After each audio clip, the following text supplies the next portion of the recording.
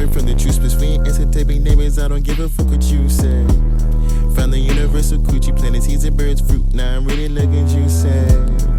Welcome to the Truspace. Yeah, bitch, welcome to the Truspace.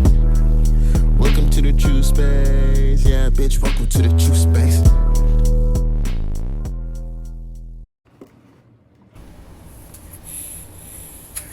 What's good, y'all? My name's Open Book. This is my partner. Hey guys, this is Harith. Welcome back to Truspace. Yep, and yeah, we're just gonna break down some of the correspondences that we had found within our own charts and how it reflects into how we see and experience reality, just to go and show and deeper the understanding of astrology and show how real these things are. And some stuff is scary to the T on how they take shape and form in our lives. And hopefully it can help shed some light on, how you can look into your chart and extract more meaning from it, because so much is there to start unpacking in ways that we don't even realize. But Exactly. like with you, like where would you say in your chart you have the most activity going on, and how does that play out in your life? I think the heaviest place in my chart would be like my fifth house, because I have a stellium there with Mercury, Venus, Sun, and Saturn. So it's like studying astrology really made me aware of the fact that basically how I utilize work and when it comes to creativity, and how separated they are completely in my life. Like I was so focused on like where my moon, because like my moon is in Virgo, so I might heavily focused on practical things, details, writings, things dealing with really paying attention to things and things related to health. But because of the in conjunction between my fifth house and the 10th house, that was complete separation between them, and it almost caused me to lose awareness of self-expression, creativity, having trying to entertain myself in a way that could actually be lead to some form of career and things of that nature. By knowing what's the details of my stellium, like Saturn, knowing this there really made me become aware of the fact that why I'm so restricted in that area, or why I might avoid my fifth house and use my 10th house more, because I have less planet there. I feel more comfortable and there's less things for me to fight and things of that nature. And from this is interesting, from a biology point of view, I know for a longevity point I would have to practice things related to self-expression, creativity, fifth house related things, for heart related things, blood and things of that nature, because the stellium will literally it creates from form of heavy restriction. And if I don't right now attempt to utilize it and move all that energy, it will stay all there. And the last thing I want to do is allow a stellium to build up in my fifth house, my heart. And look at how that plays out with Mercury and Venus. It might play out as your friends and your family or your immediate surroundings, like your personal things that maybe lead to your restriction, or holding back that expression, and you can get stuck in certain situations like that for sure. And isn't your dad a Virgo? Oh, with my dad, yeah, basically my dad is a Virgo. Me and my dad share the same sun sign and the moon sign. So in a way, me finding astrology, or me becoming aware of the fact that I have Saturn in my fifth house, seeing all these restrictions go on with my own creativity, saw how me and my parents or my family were stuck in some form of maybe mental loop, to the point that my father birthed children with the same sun sign and the moon sign like him. And not only that, that allowed me to actually help him deal with his highly, like all his Virgo issues, digestive related, him constantly worrying and have this cyclical nature about work and continuously, that survival mindset. Mm-hmm. Absolutely. Your Saturn is in Taurus. No, it's in Aries, 12th degree in the And fifth and house. your Mercury and Venus Yeah. are in Taurus though. Oh, they're in Taurus, yeah. Okay. Yeah, because you're like a cusp Yeah. cusp Basically. guy, right? Yeah, because like my Mercury and my Venus, they're just 8 degree and 3 degrees, so they're not that deep into Taurus. That's why it's in Vedic. All my planets turn to fire, Yeah, but in Western they all turn to Earth. yeah, yeah. That's crazy. It's crazy how that's in your fifth house. It seems like, like that's like a, and why you would fall into, your Virgo moon, because that in the tenth house, and they say that the tenth house, Mm-hmm. fourth house is like your parental access, where a lot of people would look for to see, influence from your parents through childhood and how they would direct and stuff like that. So having significant alignments along that line definitely points to significant, parental influence in the building of the child. But so it's funny that you said that your dad's there, but it's his son, that's there, um, in your moon, affecting your tenth house. But it seems Exactly. like, like what you were saying with the mental loop, that's what might create Because kind of the restriction in creativity, because it's like new territory, and then the Aries energy being in there too. It's like a new beginning maybe that isn't as well traveled. It's kind of like getting out of the loop. Like there's like an opportunity to get out of the loop, if you get what I mean, and that's where mm-hmm. that in conjunction comes from, or that's what it seems like. Exactly, exactly. It's interesting too because I get to see how that energy play out through him as him being a older person, even though he may be because I have my son in 29 degree. His son I believe is at like maybe 15, 16 degree. My moon is 22 degree, while his moon might be like 10, 11 degree. Yeah, So it's even like progressed forward a yeah, little bit. It's like literally. it's backward, like in real life. Yeah, literally, and it's funny because you were born in the East and then came over here. I wonder if Like there's I some also degree discrepancy, mimicking there, because you know how he's a little behind, then but then you went forward. It's just funny because like this, like the oh. movement of the stars, like that literally happened because he spent his life over there. If you get what I mean. I 100% agree, and like this is why I also liked astrology in terms of like how basically my family moved because I was born in Malaysia, which is like that's the extreme east. Then we moved into Middle East. That's almost like close to the middle of the world. But then we moved all the way to the Western world, aka Canada, and that like showed me all different mindsets, like complete like a 180 degree. Yeah, yeah, that's interesting. That's interesting. So you're saying that your fifth house has the most um, stress and tension. Do you have any other Basically. like aspects going on to your fifth house? Well, I have a lot of squares for when it comes to my Mercury, Venus, also my Sun. When it comes to my third house, because I have Jupiter and Uranus there. Okay, so it's a square. Jupiter Mm, and Uranus in your third house are two signs mm, back with Aquarius or something like that. basically, yeah, yeah, yeah. Oh yeah, yeah, And yeah, actually, yeah. Aquarius. yeah, Aquarius third house, and Aquarius my third house is actually how I believe I met CJ. Because when it comes to how basically how I move within my immediate surrounding, I usually look for people I can associate with, and that's what I see. I might see Like-minded too. eccentric, exactly, and like this is what I actually do. I have Jupiter there, so this is what I do the most learning and extracting knowledge and wisdom from. And since I grew up in like a religious area, I find it like very true having Jupiter in the third house. Like all I seen was like a bunch of religious shit, and that caused me to really learn how to be really be some manners basically, That's and true. act very religious. And how to associate, that's really the Mm-hmm. foundation of a lot of these religions. It's a governmental system, how to conduct yourself, so there's a lot of information on relationships that go along with that energy too, Mm-hmm. and how you go about And things.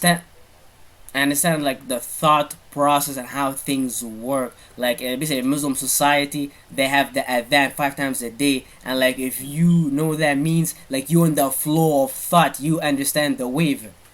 Mm-hmm. Mm-hmm. So it's like necessary to know these type of information. So I find that big with Aquarius third house. I'm always trying to find something to learn or something like that. And then look at how you were talking about you traveling all over the place too. Jupiter in your third Jupiter, house, so your yeah, surroundings were constantly changing.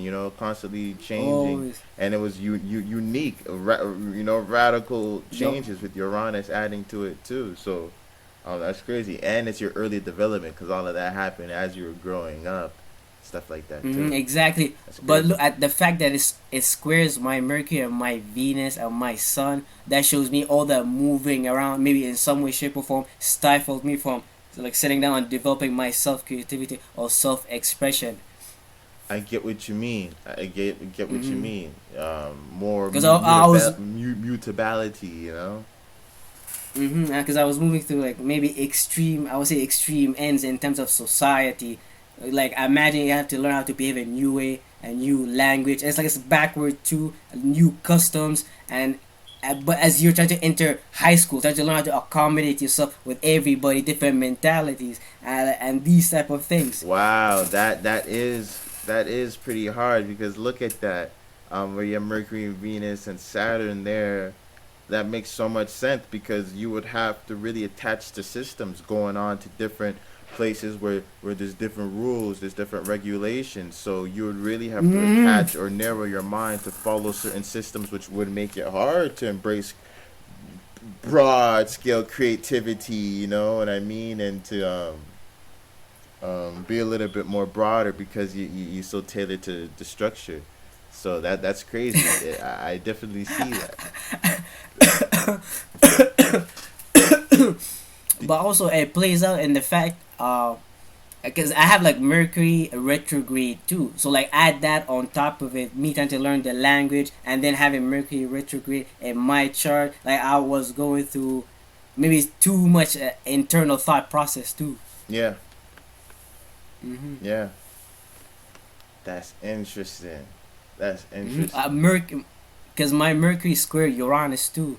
So you can just imagine as I'm going within my immediate surrounding, I'm trying to extract like I'm trying to learn. I'm trying to see how can I apply ideas practically. Because my Mercury is in Taurus. I like stability. I like to think about things that keep me grounded, Hmm. safety and security, and a lot of stuff in my Aquarius third house might be too progressive, might be like too much, too electrifying, might be push my Mercury Venus too much in Taurus. I get what you mean because of that slowness. Taurus oftentimes needs that slowness or that space for it to set its roots down, get comfortable, open up, and then, I bet it plays out like that. Like the Taurus maybe not be, show you their real personality up front like that. You have to warm up, get a little bit closer and stuff like that. Give them food Mm-hmm. or something like that. Definitely. But is there any physical correlation that you see that plays on in your chart that acts out in your life, like in terms of a planet hitting a specific house or sign that correlates with a body shape that plays out those energies in your life? 100%. I would say in my ascendant is Sagittarius. So obviously that forces me to go through a lot of physical experiences, and I have That's Pluto true. there too. So it's intense too, and that forced me.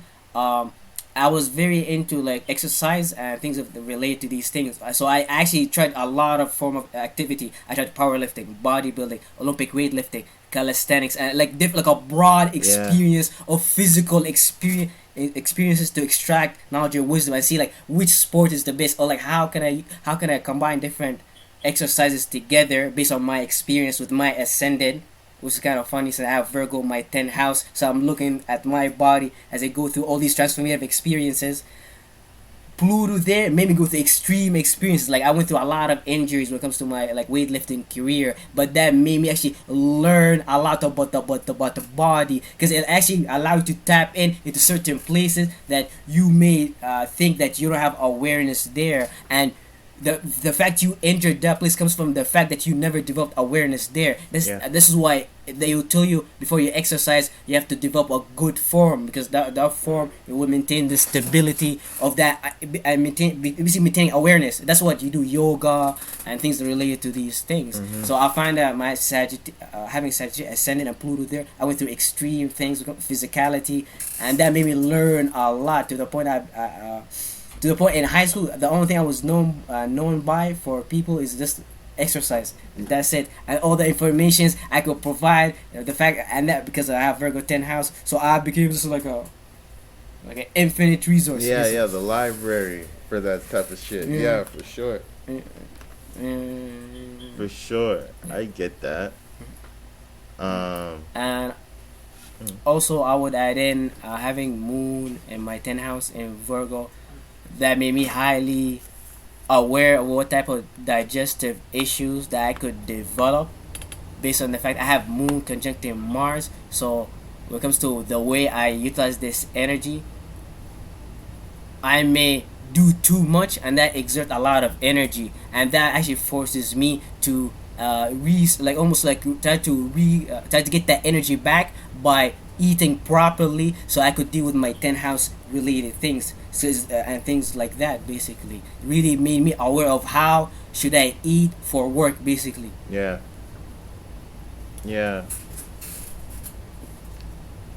Interesting. And it's my that's it. Yeah, my Mars is there, my Moon is there, and my North Node is there too. Do you find anything significant about your bones or your knees when we're talking about the 10th house? Has that ever stood out as a 100%? 100%. I would say from I get knee issues, but that comes from all the shit I did with my first house. Yeah. And things related to that. But knee pain is very common. I have Mars in the 10th house. That's exalted, and it conjuncting the Moon too. So that's I move a lot, to the point I might physically damage myself. Yeah. I get that, man. That's intense. Sounds like a lot of emotional frustration, or like you could be someone who can put a lot of energy behind emotions, but then it's in the 10th house too. So it's like you may not know how to go about it. Yeah, I see it. Exactly. A lot about that confusion. That's funny. Yeah. That's crazy. With me, there's a crazy, physical connection that I see in terms of, I have Venus in my 3rd house, and Libra, and ever since I was a child. And it's in my 3rd house too, upbringing, your environment and stuff like that. Ever since I was a child, I used to always do this as a soothing mechanism. Always put my hand and rest my lips on my arm like that for whatever reason, or however that came about. That soothed me as a child. Up to this day, I kind of still subconsciously do it. But I have Venus in my 3rd house. Look at Venus being the throat chakra mapped out within the chakra system in your body, and then my arms being Gemini, the 3rd house, and it being Libra, more Venetian, and it's at home. It's to make me, more comfortable and stuff like that. I find that crazy that I literally have been doing that for self-soothing. It makes sense, because Venus represents your hormones, or what you're trying to say is basically, sounds like to me you're trying to protect your respiratory system, because you have Venus there, so it makes it probably a big factor. And I remember you talk about having certain respiratory issues shit like that. Yeah. Oh shit, yeah. I had asthma growing up. I absolutely, and that's interesting. But yeah, I think that's the only physical one that I've seen. My 5th house is crazy too. I have my Sag is in my 5th house. That's where I have my Moon, and Pluto, and all of that there. And it's fate, and it's funny um, in terms of intensity and stuff like that. And you could look at the fifth house, and I also had Chiron there. I had Lilith there. Um, Mm-hmm. what else I have there? I think that's it. But that's what I have in my fifth house in Sag. But my Moon and Pluto is there. We're talking about the the Pluto being the higher octave of it. All throughout like school and all of my romantic endeavors, stuff like that, like going back. Um, it's crazy how you went through so much experiences and got so used to rejection, but and it was with so much different variety of women too. So that's where the Sagittarius stuff came in, where was very broad with a lot of things like that too. So definitely got to experience that. But it was funny because a lot of that had happened where you get the dying and transformation thing. It felt like looking back when I was so focused on relationships and stuff like that, and then I'm a Scorpio too. So that kind of adds into it, with the Scorpio and the Mm-mm. moon.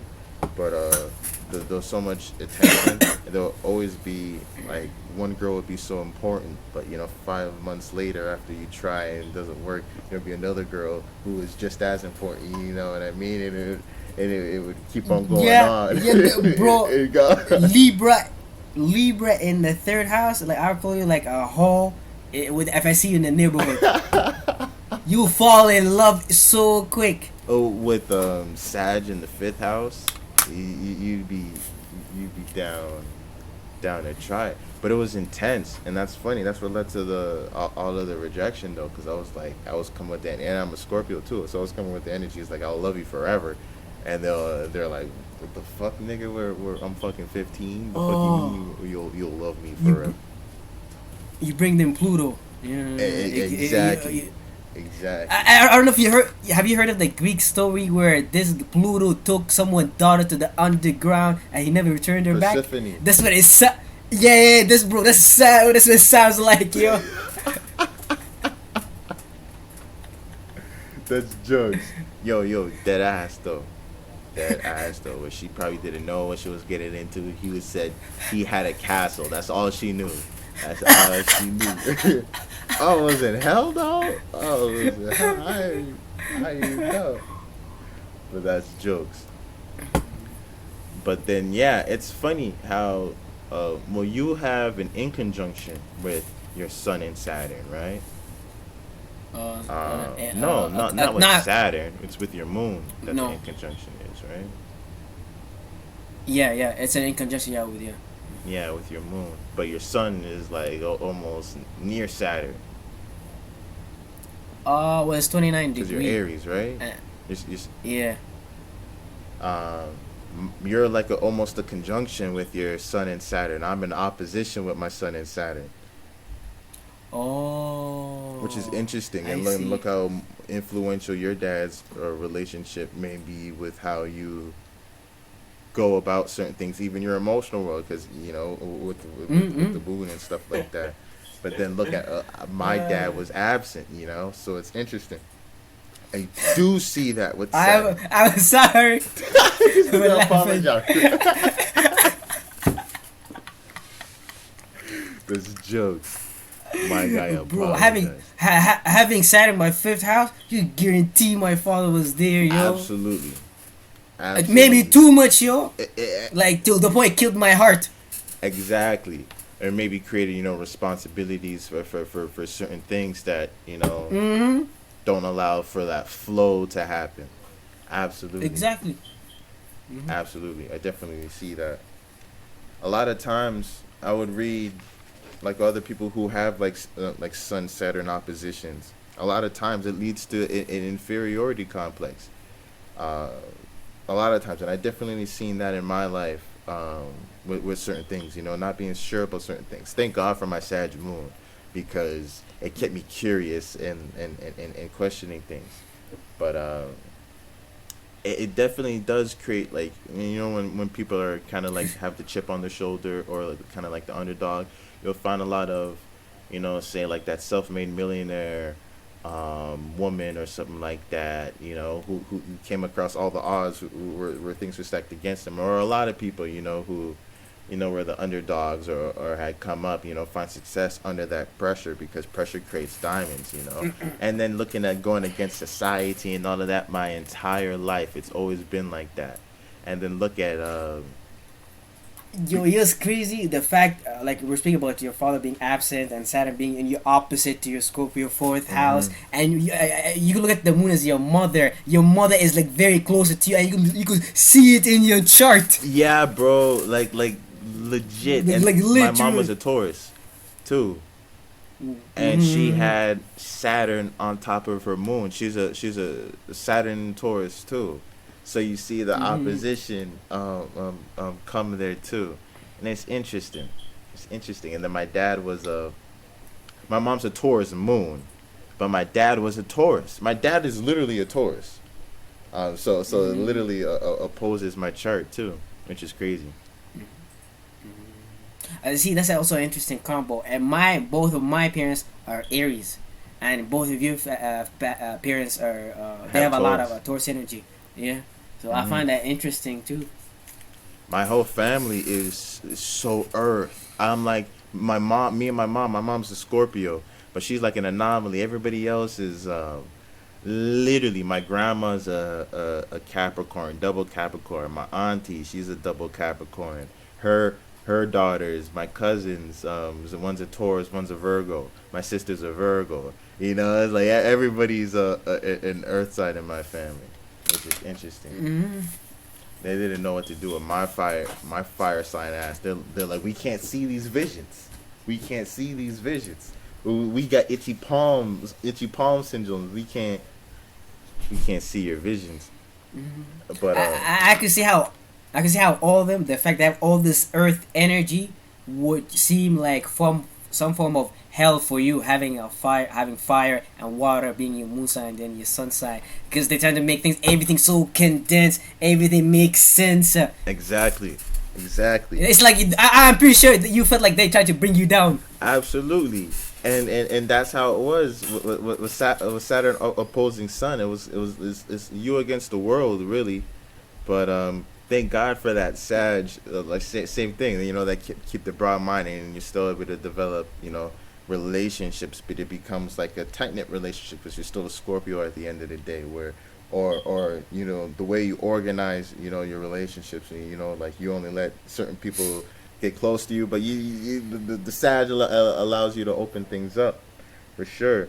But against the government, and it's funny how the different shapes and forms that it has taken throughout my life as the levels of authority had changed.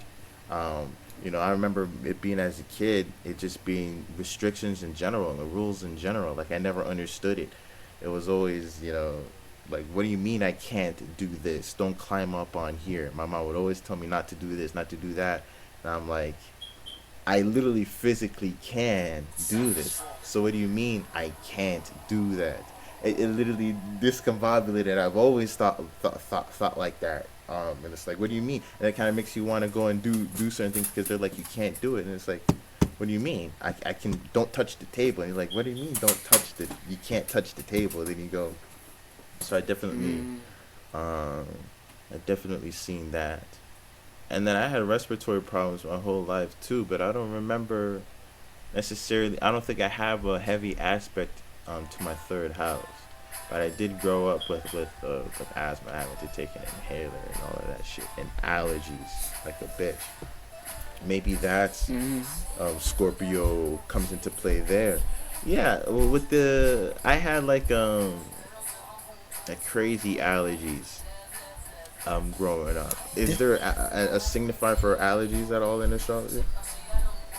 I would say you have to look at everything in general. I would say Mercury is important because Mercury is the faculty of transportation within your body, so that's important. What aspect that Venus is important, since the hormonal response, histamine, and things like that. That's true. I have Mercury in Scorpio too, like 29 degrees. Scorpio, like cusp. But yeah, the correspondences that I've seen is crazy, and that's the stuff that really proved astrology to me. You know, like reading the absent father shit. I was like, there's no way that they could have known. You know, it was like that blew me away. And it's not like it's something, especially growing up in Malton. I guess there was a bunch of niggas, but I never really knew. But it felt like I was the only nigga that felt the stereotype. You know, growing up, it's like everybody had their dads over there. But to know that it's broader, and then look at the energy of black people in general. You know, with the sun opposing Saturn. You know, type deal. Ooh, ooh. You know, it's crazy that that's how you might felt in the West, but from since my chart is set up different, my Saturn is right there beside my sun. So it's like I feel like the system I may not have viewed it as negative, or may not have treated me as negative. If anything, like it challenged me, or I viewed it as something maybe to surpass or something. Like I would say with Saturn in the fifth house, you could literally develop enjoyment out of like beating the system or some shit like that. Yeah, it could be But fun to have structure and order in certain things. You know, fun for certain things to be organized. Like and because I never view the world of reality as against me. If anything, it helped me because I moved from like a third world country and a place where my dad, I know he can't stay there, and moved to Western society. So like I view the whole thing completely different. Yeah, and that's interesting how you see that with the Saturn. That's insane. And it's funny, my Mercury, Venus, and the Sun is like right. I have my Saturn. Since it's kind of funny, Mercury's like your siblings, your brothers, and then the Sun is like me. And like seeing my dad how he supports his entire family, or me and my brothers is like so like it fits literally my chart and how it looks. Absolutely, and even down to you know, like appearances, just like what you were saying with the first house, like. I never really peeped it too heavy, but like these rising signs really do have correlating features. Like one, I seen a post talking about if astrology is not real, why do all Cancer risings have a round face? I was like, what the fuck? I started looking at I saw Cancer rising. I was like, oh shit, Kanye's a Cancer rising, and they were like. Round face. Yeah, a bunch of definitely Cancer rising. I was like, oh shit! And look at me being a Leo rising. You know, in high school I had the afro. You know, I had the mane. And, you know, now I had the dreads and stuff like that. I would say you know, is the Zion, the lion from Zion type deal. I would say like your chest sticks out too. It's like it looks broad. Like it reminds me of like Arnold Schwarzenegger. It was just funny because he's a Leo too. Interesting. He's a Leo. Interesting. Yeah, people have always told me that I should play football growing up and stuff like that, which is interesting because I have Mars in Capricorn too. So Mars is exalted in Capricorn. So I do feel like I was given like an athletic, you know, body. And Saturn. And Saturn Taurus too, that will help you like be really there. Develop such toughness. It's hard to break through you. Definitely. Absolutely. But then your son's just there being a bitch, you know, crying about it, wanting to know your feelings and all of that different type of stuff. But that's funny. But yeah, the correlations that has playing out through everybody's life, it is crazy. And even looking at fourth house representing roots and stuff like that. Look how deep I felt so deep in going into Black history and stuff like that. Going deep into my roots and how deep I obsessed I was with that stuff. Like that's no accident. Did that start during the Neptune transit? Or would you say the Neptune transit have piqued your understanding of that? Because it did in my chart, since I had Neptune go through my entire fourth house. Yeah. That's interesting. Maybe the Advent, because we're looking at 2012. Yeah, exactly. Yeah, 2012. I was fucking 12. definitely started being more introspective at that time. I remember being 12 years old, and my dad was in the States.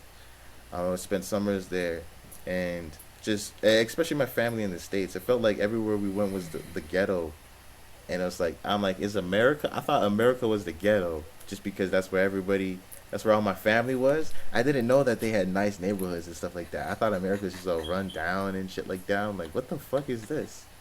Everything's like a downtown, like an old ass. But then I started thinking, I'm like, maybe it's just where they live. But yeah, when we would go down there, I remember seeing that particular situation. I'm like, is this, where that definitely that awareness started coming around about what those surroundings are. I'm like, is this just where they are, or how separate are we from reality? This is not what I've seen on TV. That I remember, that's the connection that of America, and how American houses look and how American families were. And when I went there to where my families were, I seen that contrast, and then that definitely did start the conversation. Before 12, you didn't even realize that you had a skin color, but as you started getting older, people started telling you, that you're a black boy and things are going to be harder for you, and they automatically, feel that in your mind. And then look at how I have my sun in my 4th house. That means I have Cancer in my 12th house, which is interesting. So we're talking about, skin color, too, and roots and stuff like that, which is interesting. And then look at my 5th house. My moon would make a connection with my 12th house, if you get what I mean.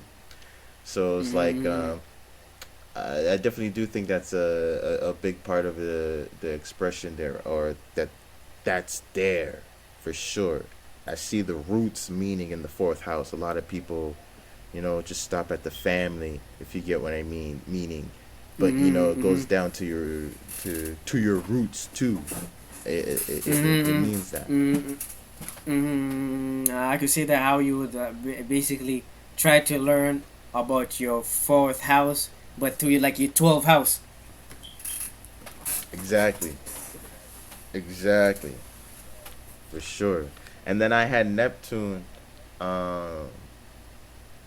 oppose my ascendant too. I think that's what led to the relationship shit too, because it's Neptune oppose you. Which house? With the 7th house? Yeah, it's like right on the cusp of of my 7th house. Of course. Neptune's right on my 7th house, bro. Yeah, man. I think Sean has Neptune in his 7th house, opposing his ascendant in Leo. Something similar, yo. Wow. Yeah. So something very similar. Yeah. And I remember telling him yesterday how, as a Leo, you personally experienced it was the life of Jesus in a sense. I find it very fitting for Leo ascendant, and then since it's an opposition to his Aquarius 7th house, I'm told you're gonna receive all the hate from your relationships, the people you come in contact with. You gotta watch out. You might stop your light. It is Jesus energy, legit, because the more you dive into your own personal creativity, you're selfish. You can't do. You have to compromise and do what's best for everybody else and stuff like that, Whereas Jesus could have got out of all of those situations so easily. He could have just walked away. He didn't have to. And Sean, not only does he have a Leo ascendant, but the ruler of his ascendant, the sun, is in the 9th house in Aries. Ooh.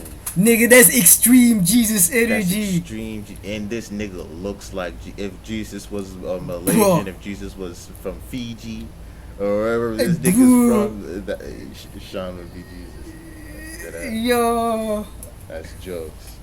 I remember arguing with that nigga.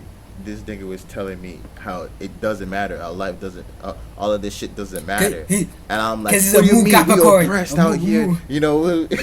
The government be doing this. What do you know about the shadow government? They be putting fluoride in the water and all. And he's like, bro, it doesn't matter.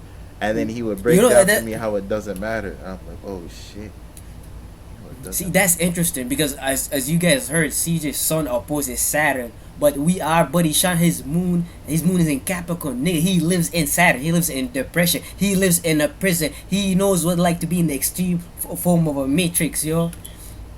That's facts. But I would understand why would they lead to a lot of arguments with you. But on my other side, since I don't have that Saturn opposition, I may not argue with him about that. Yeah. If anything, I share more with him. Yeah, I get what you mean. Where you wouldn't look at it as a detriment. I get what you mean. Yeah, for sure. But yeah, it's so funny that he says that. But yeah, I see that Neptune thing for sure. It being on my cusp against my ascendant, because you never know, and that leads to the confusion on identity too, and how to personally express yourself within relationships. It's Neptune Aquarius. It's an Aquarius, right? Oh, bro, that's sending you to a loop, yo. A lot of bro. Oh man. Exactly. I have Neptune. It's in Capricorn, but it's like 29-degree Capricorn, and it's in my second house. So I see a lot of illusions when it comes to my income, safety, and security. So that made me I have to highly be careful about my money, knowing I have Neptune there. Because I know from my personal experience, Neptune creates a lot of fogginess in that area. Yeah, I get what you mean. That may be an area there where you have to may take some advice on certain investments, Exactly. you know, and the value of certain things, whether this is a good deal, you know, whether this is a good price on something like that. Yeah, I would definitely consult someone about that, for sure. But yeah, and it's funny how you're talking about your second house. That's where my girlfriend has her. She has Sagittarius? Exactly. She has Venus yeah. conjunct Pluto in Sagittarius, and I have my moon conjunct Pluto in Sagittarius, which is interesting. And it's exact conjunction, 9 degrees, you know, 9 degrees for her, same thing with me. And I have it in my fifth house. That's crazy. Cause it's almost like it's so similar, yo. Holy crap! For sure. And then it's in my fifth house, and I had a baby with her. You know, so the girl who had who's Venus, the fertility goddess, the goddess of fertility, was on my moon. So for sure, it's crazy, and it's on my moon too. Her birthday is like 1 day after my mom's birthday, which is interesting. And look at how it's on my moon. And then my mom was born on a full moon. My mom was a Scorpio sun, Taurus moon. Millie is a Scorpio sun, Scorpio moon. She was born on a new moon, which is interesting how that ended up playing out. But the levels of correspondence, you know, is crazy. If you were to take a look at all the relationships in your life, you would see this interweaving web of why certain friends get along with other certain friends, or why, you know, you only hang out with a certain friend in certain situations, and in other situations why they don't work out. There's this whole interweaving web, you know, which is crazy. How did I end up having a baby with a girl who has her Venus on top of my moon? You know what I mean? In the house of children. Children, exactly. You know what I mean? Which is funny, and it's in her second house. And now what? Having my baby kind of became a stay-at-home mom type deal. Second house. You know what I mean? And then Venus and Pluto.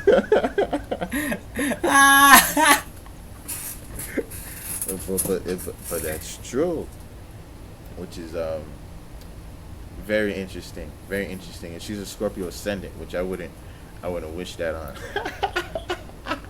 Dude, bro, I heard a lot of Scorpio energy in the past 2 minutes, yo.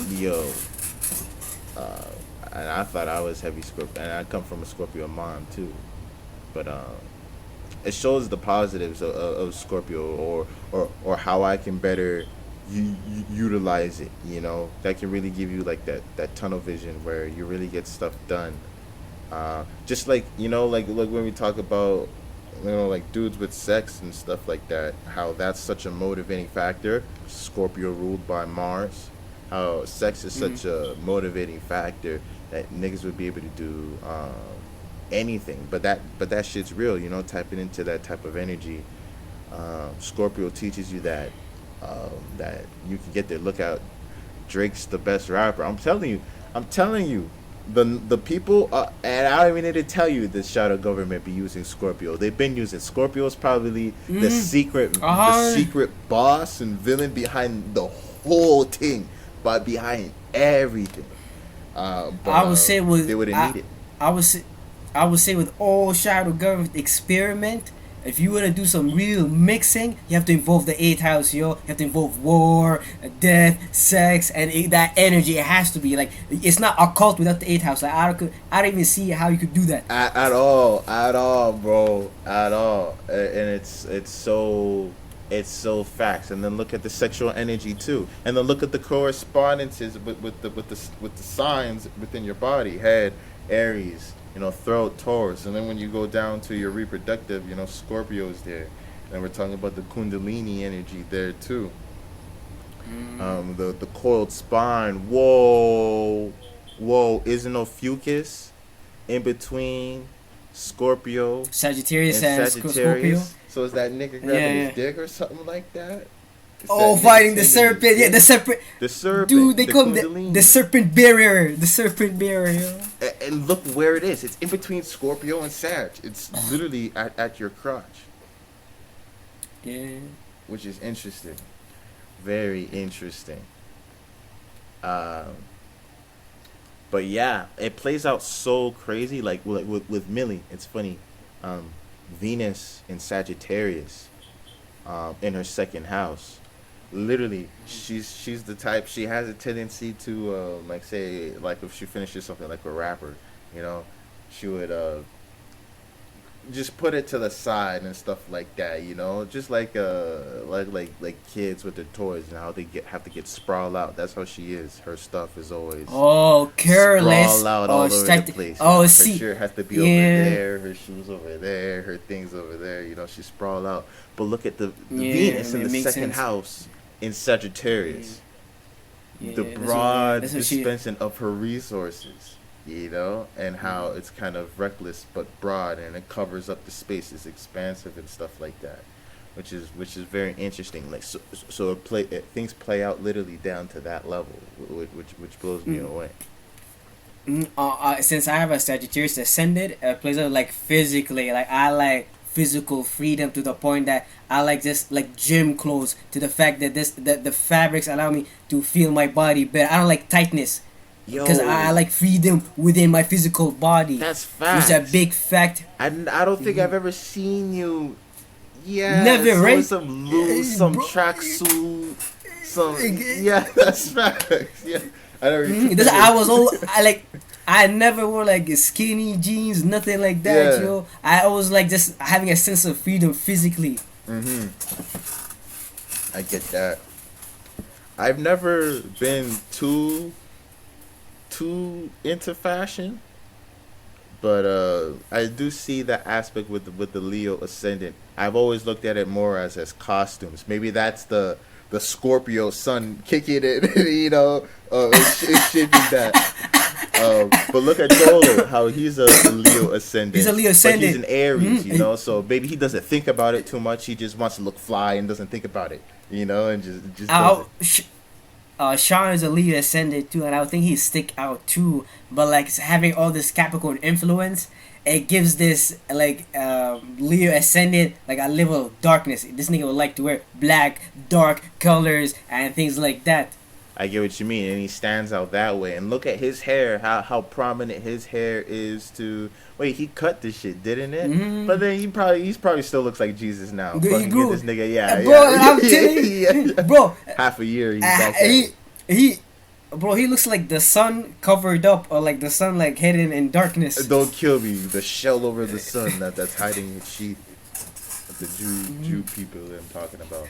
But yeah, his hair is definitely a prominent thing. I see that in Leos. There's another Leo I know. Uh, a lot of the redheads I met have been Leos. I met a lot of Leos, redhead yeah, Leos. blonde gingers. That's some Leo shit, yeah. Bro, like I kid you not, a lot of them. I met a Leo whose one was name was Cat. Who was the other one? Like feline type names. What was the other one? I met a shorty named Cat. I met another Leo shorty named Fia. Her name was Sophia, but she was like, call me Fia. I'm like, Fia? You mean like fire? I'm like, bro, what's going on? What's going on? Are your parents astrologers or something like that? It's just random. Yo, that's funny because that reminds me of my brothers. All our names somehow related to like the concept of like lion or like courage or like whatever. And me having like a Leo, like a Leo, that's very big. I was like, what the fuck, yo? But not only that, my name also means like guardian, which is very fitting to the fact I have Moon in Virgo and things related to that. That is interesting. Interesting. Yeah, Guardian. and it's And the then you have Saturn Mars in your conjuncting fifth my house. moon, so Crazy. yeah. That is crazy. You know, with my birthday, it's crazy, and I feel the Sagittarius energy. It's funny that you said that Leo said this play out that Jesus energy, and then I have the opposition. I'm telling you, bro. Like I resonated with the Jesus story so heavy. I'm like, yo, why aren't these niggas listening to him? I'm like, yo, why aren't they listening to Jesus? I'm like, he's the only one kicking game, just like me, just the little Huey and stuff like that. But it's crazy how it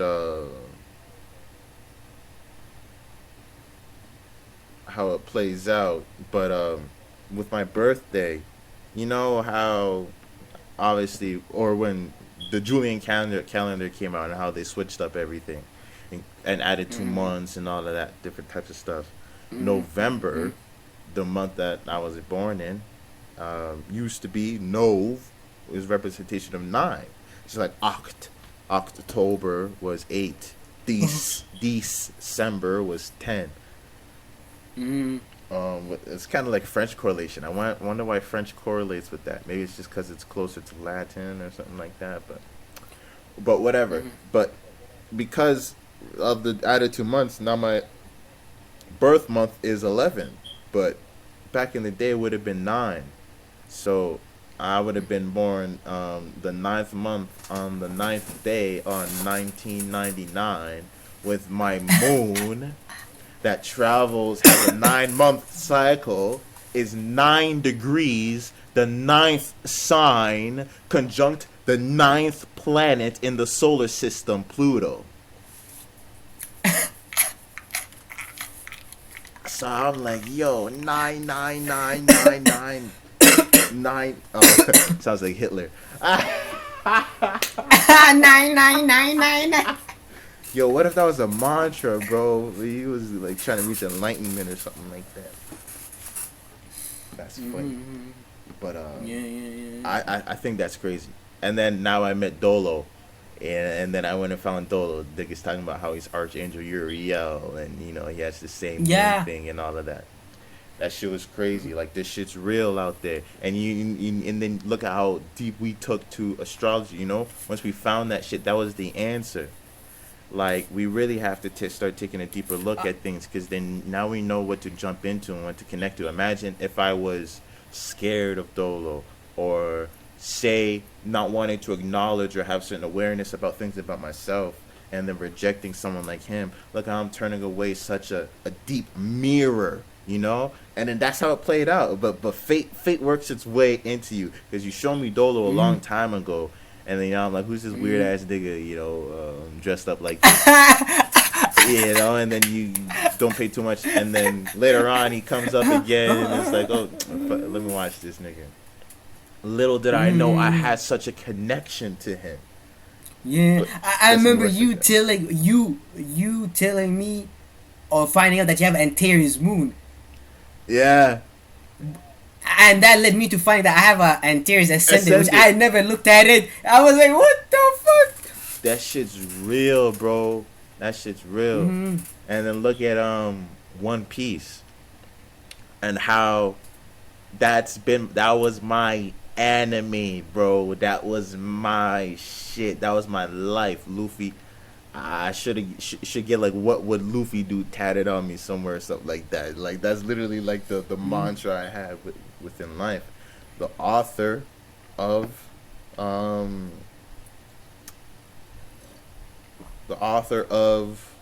One Piece, Ichiro Oda. I don't remember if his moon was exact, but his moon is in Leo, and my north node is in Leo. So, His north node is 9 degrees Sagittarius. My moon is 9 degrees Sagittarius. So we have this replicating north node and moon effect. And he created this story that is literally the guiding point, the north node of my life, which is crazy, which directed my experience and how I look at the world. The level of correspondence will shock you. Just at the relationships, your quick flings of the person that you had just fucked real quick, you know, you'd be surprised at the explanation you find once you look deeper into the natal chart.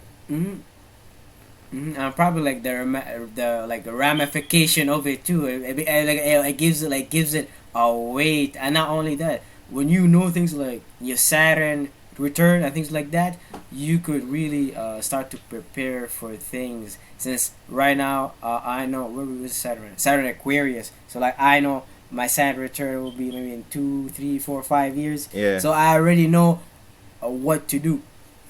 Yeah, I'm still dreading. I might die, bro. Oh, so yeah, scared. it opposes you. I'm so It opposes scared. your son. Yeah, opposes your son.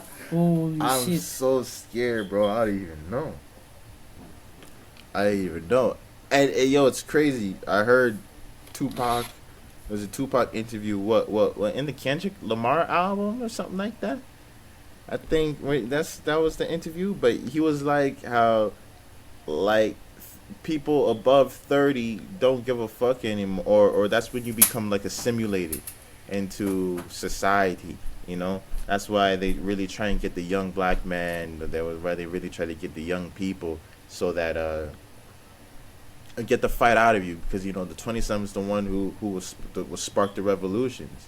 They're the ones who are capable and capable, or the dangerous ones. That's what Andrew Tate keeps on saying, and why he's banned and canceled, and why he's so dangerous, because he's the demographic that he's attaching are the people that would go and pick up arms and go and do, and that's facts. Maybe you would think men today or people today are discombobulated or don't have the leadership skills, but if you were to look at Mexico right now, the new cartels that they have now is a whole new generation of cartels that are niggas that are like 24 or 25 that are the bosses running these things, because you know people get murdered and stuff like that and things get scattered, but now the leadership roles are so young and they're taking it to a whole different direction. Like those guys are on another level type of stuff. But that demographic of people is very important, and I've always felt like I wasn't going to make it past 30. I'm like, somehow I'm going to be assassinated.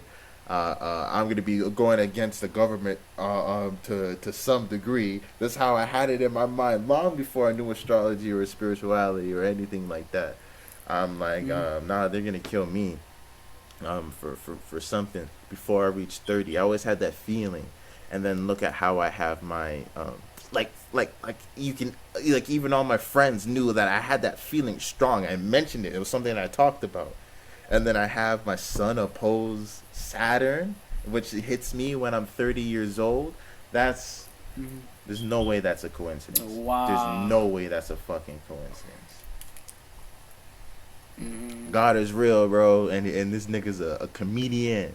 This nigga's a funny ass nigga, the way he be playing shit like that. Exactly. You gonna see him in your alignment, see how he's playing a joke on you. Bare jokes, bro. He went and showed you something when you were 2 years old. knowing you won't remember it. But that was the key to everything in your whole life. So you have to go backtrack your whole life to go and figure out the thing that happened when you were 2 years old. When the nigga knew you wouldn't remember that shit. The nigga knew it was slipping to your back subconscious. But he was like, "Hi, you get to explore yourself. Ha ha ha. You know, you get to go and reveal, upgrade your dirtiness. Ha ha ha." But yeah, it's crazy the level of correspondence that I've been seeing, and even in just in the body with all of this spiritual shit, you know. It being Christmas time, all you keep on hearing up, and it's funny, like whatever you're following on your timeline and shit like that, depending on where you are in these times and what mentalities you cling to, your timeline is radically different, which is funny because when Christmas time comes on my timeline, I'm seeing all of this esoteric shit. I'm seeing Santa Claus really represents the colostrum of the brain. You know, the going down the chimney is the going down. Jim Carrey. I was shocked that Jim Carrey said that shit, bro. Yo, Jim Carrey, yo, where you got this from, yo? I was like, there's no way. That's a talk show. Only a white nigga can go and do that, man. Only Kanye went on. Start talking about Christmas. Now Kanye would praise Christmas. What the hell? With his flunked out ass. But all of those levels of correspondences, like Scorpio, even being down here, them talking about the Kundalini. I don't know why. I always attach snakes and stuff with Scorpio. You know, always had that energy. I never realized about the Kundalini. That's crazy. Until later. Yeah, and like the whole thing surrounds maybe like sexuality and what willing people are to sacrifice for it, and the war niggas go through for it. Exactly. You get to see the extreme side of things, I would say. Like, and sex could begins it, basically. Absolutely. And I think that's what they meant by the colostrum, and how, you know, they talk about you wasting the seed, wasting the oil.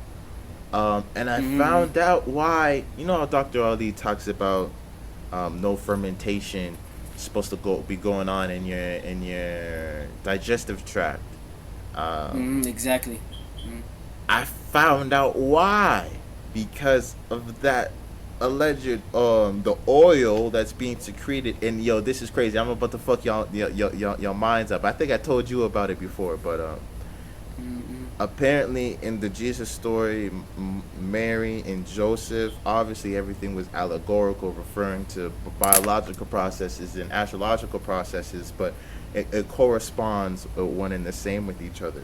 But the Mary and Joseph, the father and mother of Jesus that had raised them, was really represented the pituitary gland and the pineal gland and the fluids that they secrete. The pituitary gland doing a white fluid, and the pineal is like a golden fluid. And this was the land of milk and honey. Bethlehem? Jerusalem.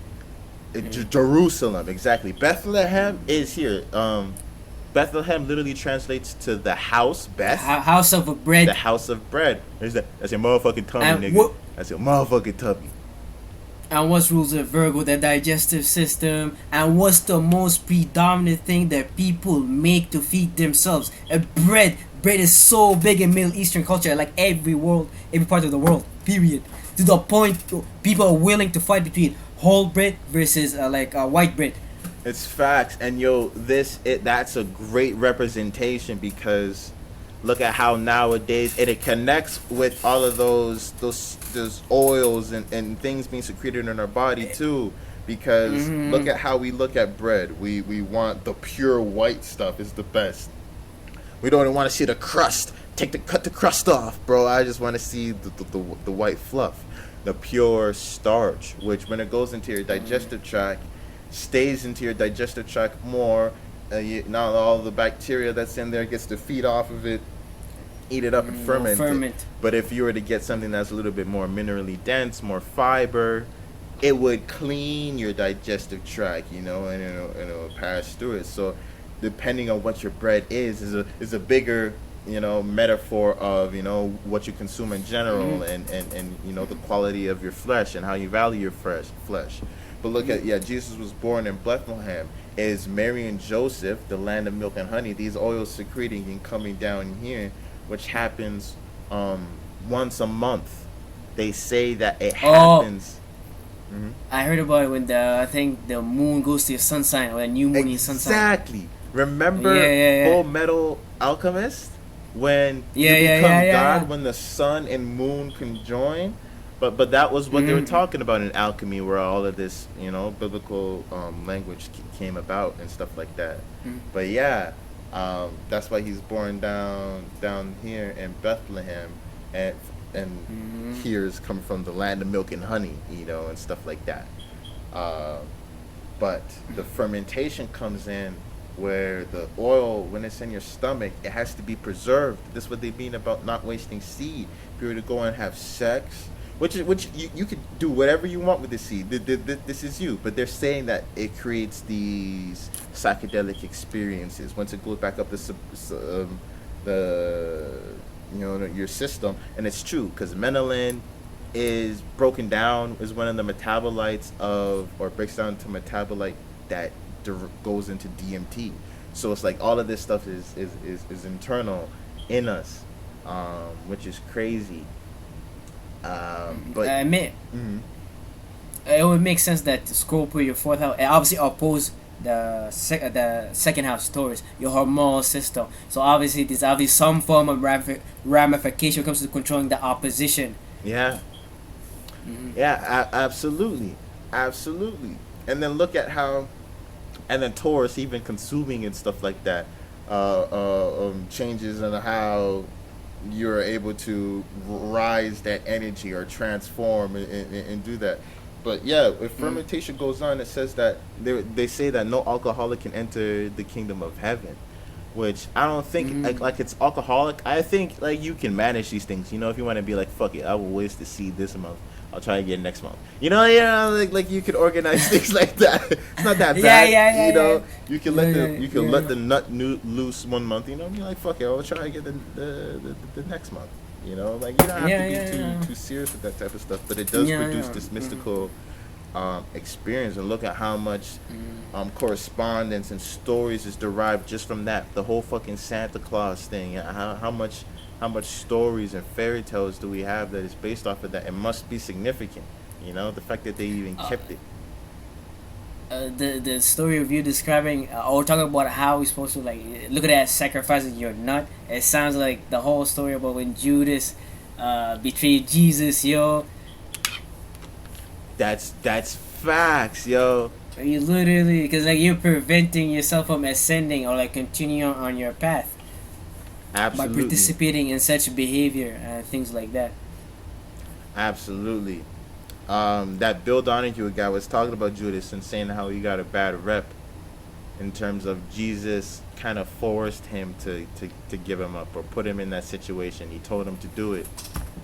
And it's crazy. Judas was the treasurer of the group. Ain't that crazy? He was holding the money. What did he get? He got 30, I think, pieces of silvers. That fits him. Being the 8th house. But look at what that means. You can excrete this energy and take things into material form. AKA you can have a baby. AKA that sacred oil. A lot of these things could be materialized. Or you can further dense them down so when they lose their spiritual significance. And you'll probably just consume them as more of a mineral type thing instead of letting it go back up and create this mystical experience. Nutting up the spine is what they would call it. But look at how he got the money for it. It's literally like instead of having the sacred seed that you can bust back up your spine to produce this elevated spiritual experience like drugs and DMT type stuff. Or you can just bust a nut, on a tissue paper and throw it into the toilet, and do all of that stuff.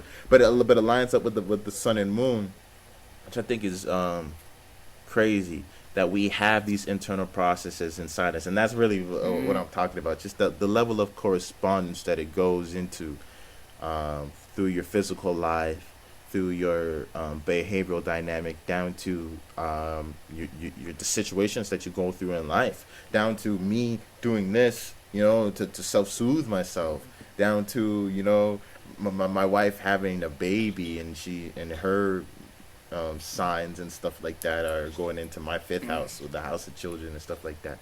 It's deeply interwoven into everything. Astrology is all about, like, the planets. They have revolutions, but every revolutions is like the revelation is showing to you. Dead ass. I swear, Jesus, even in the book of Revelations, bro, like, this nigga talks about this undoing the seven seals. Like, nigga, get your bitch ass out of here talking about the seven seals. Get the hell out of here. What the hell else could he be talking about? Exactly. Except the chakras. But yeah, we can wrap it up there. That's good. Yeah, for sure. But yeah, thanks for watching, guys. That's us breaking down our chart and all these astrological correspondences. Give us a like and subscribe if you like the content and like the conversation. Give us a comment, tell us what you want to see, what you want to hear us talk about. We deeply appreciate that. Follow us on Instagram, Truspace_. Check out our website, truspace.biz. And yeah, we'll catch you guys later. Take care.